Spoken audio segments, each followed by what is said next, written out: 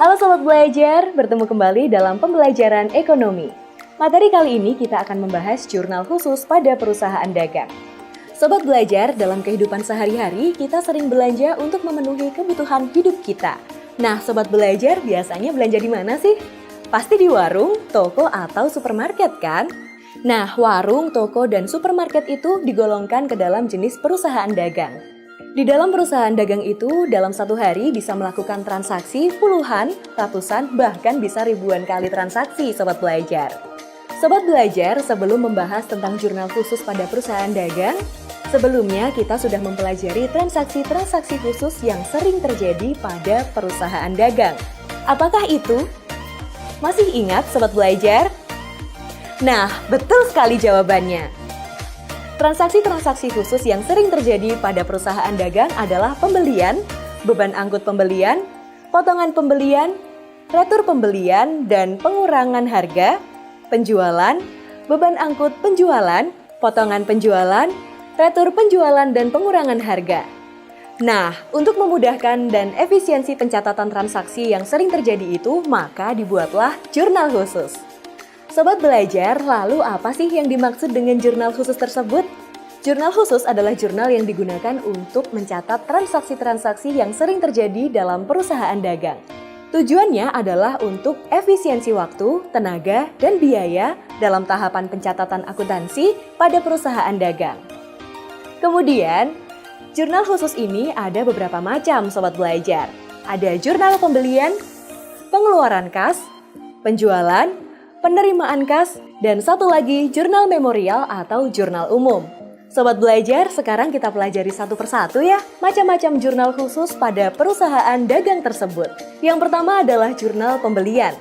Jurnal pembelian ini digunakan untuk mencatat semua transaksi pembelian barang dagangan atau selain barang dagangan, misalnya perlengkapan, peralatan, kendaraan, gedung, tanah secara kredit. Bentuk dan kegunaan jurnal pembelian sebagai berikut.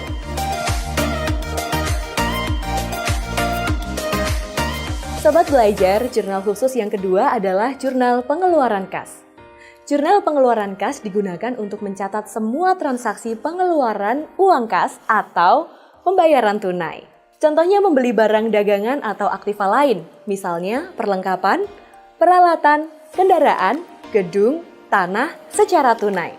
Membayar gaji pegawai, pengambilan uang oleh pemilik untuk kepentingan pribadi atau prive, retur penjualan tunai, dan lain sebagainya. Bentuk dan kegunaan jurnal pengeluaran kas sebagai berikut. Jurnal khusus yang ketiga adalah jurnal penjualan. Jurnal penjualan ini digunakan untuk mencatat semua transaksi penjualan barang dagangan secara kredit. Untuk penjualan selain barang dagangan nanti akan dicatat ke jurnal memorial atau jurnal umum. Bentuk dan kegunaan jurnal penjualan sebagai berikut, Sobat Belajar.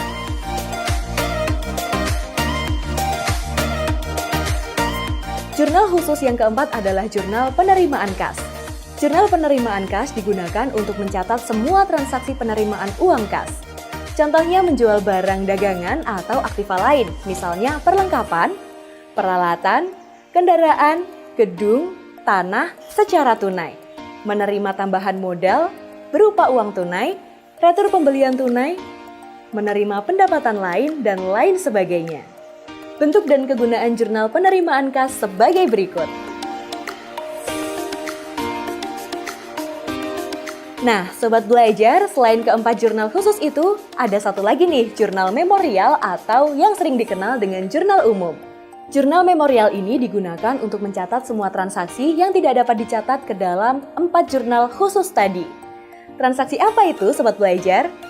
Jawabannya adalah transaksi retur pembelian atau penjualan kredit, penambahan atau pengurangan modal selain uang tunai, penyesuaian transaksi, koreksi kesalahan, dan lain sebagainya. Bentuk dan kegunaan jurnal memorial sebagai berikut.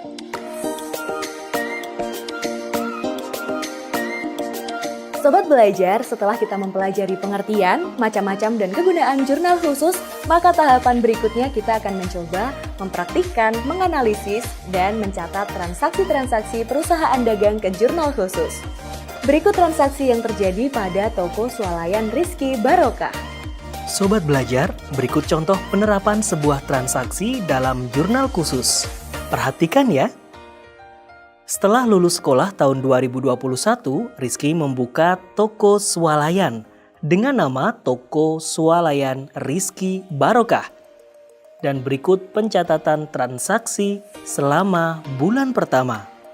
Berikut contoh transaksi dalam penerapan jurnal khusus. Perhatikan di setiap transaksi dan pencatatannya. Transaksi tanggal 1 April, Rizky menginvestasikan kios seharga 50 juta rupiah, peralatan seharga 26 juta rupiah, dan uang tunai senilai 5 juta rupiah untuk memulai usaha toko swalayan. Transaksi tersebut tercatat di Jurnal Penerimaan Kas dan Jurnal Umum. Transaksi tanggal 2 April, Rizky meminjam uang dari bank sebesar 6 juta rupiah dengan suku bunga 12% per tahun, diangsur 12 kali. Transaksi tersebut tercatat di Jurnal Penerimaan Kas. Transaksi tanggal 3 April, untuk kegiatan publikasi toko swalayannya, maka Rizky membayar Rp300.000 untuk advertensi selama 3 bulan di media sosial lokal. Transaksi tersebut tercatat di Jurnal Pengeluaran Kas.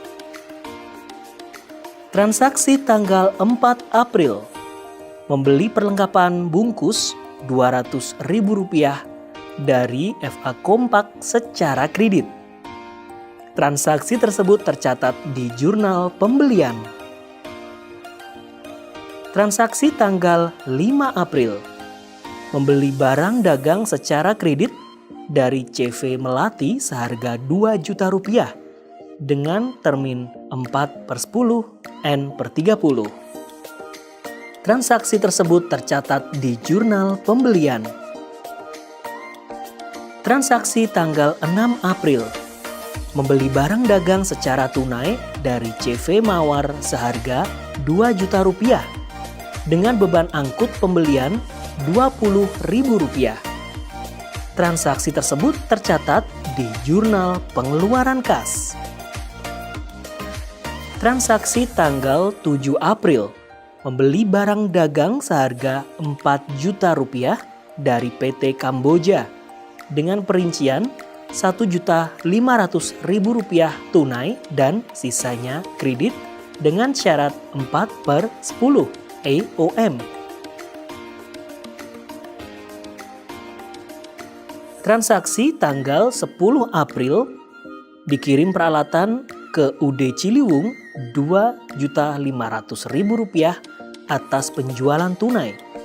Adapun beban angkut penjualan Rp25.000. Transaksi tersebut tercatat di Jurnal Penerimaan Kas dan Pengeluaran Kas. Transaksi tanggal 11 April, dikembalikan barang dagang seharga Rp500.000 kepada CV Melati karena barang tersebut tidak sesuai dengan spesifikasi yang diminta. Transaksi tersebut tercatat di Jurnal Memorial. Transaksi tanggal 13 April, CV Musi membeli barang dagang seharga 3 juta rupiah dengan perincian 2 juta rupiah tunai dan kredit dengan termin 2/10 N/30.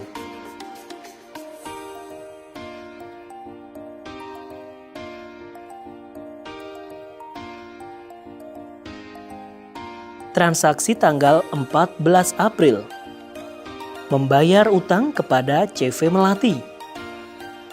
Transaksi tersebut tercatat di Jurnal Pengeluaran Kas. Transaksi tanggal 15 April, membayar beban listrik Rp120.000. Transaksi tersebut tercatat di Jurnal Pengeluaran Kas. Transaksi tanggal 17 April, dikirim pesanan ke PT Kapuas Rp1.500.000 atas penjualan kredit dengan termin, adapun beban angkut penjualan Rp25.000 tunai. Transaksi tersebut tercatat di jurnal penjualan dan jurnal pengeluaran kas. Transaksi tanggal 20 April, membayar beban telepon Rp75.000. Transaksi tersebut tercatat di jurnal pengeluaran kas. Transaksi tanggal 20 April, diterima pembayaran dari CV Musi. Transaksi tersebut tercatat di jurnal penerimaan kas. Transaksi tanggal 25 April, menjual sisa-sisa kardus kertas bekas Rp30.000. Transaksi tersebut tercatat di jurnal penerimaan kas. Transaksi tanggal 30 April, Rizky mengambil uang tunai Rp300.000 untuk kepentingan pribadi. Transaksi tersebut tercatat di jurnal pengeluaran kas. Demikianlah Sobat Belajar, pembelajaran ekonomi mengenai jurnal khusus pada perusahaan dagang.